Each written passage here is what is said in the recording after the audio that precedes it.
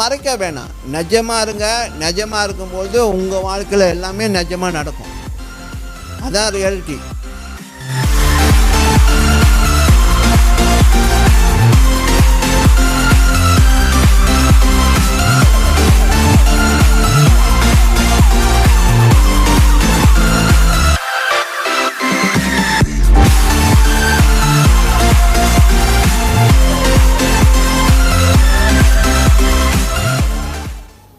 பிதாவானவர், இயேசு கிறிஸ்து, பரிசுத்த ஆவியானவர், அவங்க இந்த இயற்கை அவங்கள கண்ட்ரோல் பண்ண முடியுமா?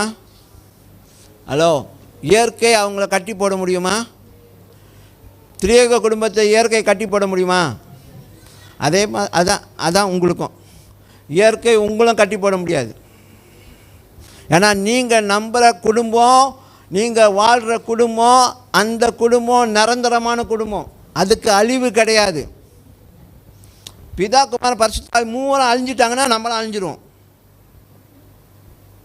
அந்த அளவுக்கு நம்மளை அவங்களுக்குள்ளே வச்சுருக்காங்க. ஹலோ, புரியுதா? அப்போ நீங்கள் உங்களுக்கு என்ன வேணும் அப்பாட்ட சொல்லுங்கள். உங்கள் தேவையை சொல்லலாம், உங்கள் சோகத்தை சொல்லலாம், உங்கள் கடுப்பை சொல்லலாம். அவர் கோச்சிக்க மாட்டார். தாவீது சொன்னார், ஆண்டவரே காலையில் எழுந்திரிச்சு நான் வெளியே போகிறது நினச்சாலும் எல்லாம் நரிகளை போல் அவன் மூஞ்ச தூக்கி வச்சுக்கிட்டு இருக்கான். ஐயோ அப்பா, அவங்க மூஞ்செல்லாம் நான் பார்க்கக்கூடாது, போட்டு தள்ளிடுங்கன்னு சொல்லி தாவீது சொல்லுவார். அந்த மாதிரி நீங்கள் பேசினா கூட அவர் கோச்சிக்க மாட்டார். ஏன்னா அவ்வளோ நிஜமாக தாவீது இருக்கிறாருன்னு காமிக்கிறாரு. புரியுதா? அவ்வளோ நிஜமாக இருக்கணும். நமக்கு கடுப்புனா கடுப்பு. கேட்குறாங்களா, why you are sad? Yes, I'm sad. Why sad? No money. Finish. No ego இல்லை, no money. ஓயோ பிச்சைக்காரனா யூ அப்படின்னு. காசு இல்லைன்னா பிச்சைக்காரனா? அப்போ பெரிய பெரிய பிஸ்னஸ் மேன்லாம் காசு இல்லாதனால அவன் பிச்சைக்காரனா? அப்பயும் அவங்க கெத்தாக தான் இருக்கானுங்க. நம்ம மறைக்க வேணாம். நிஜமாக இருங்க. நிஜமாக இருக்கும்போது உங்கள் வாழ்க்கையில் எல்லாமே நிஜமாக நடக்கும். அதான் ரியாலிட்டி. அதான் ரியாலிட்டி.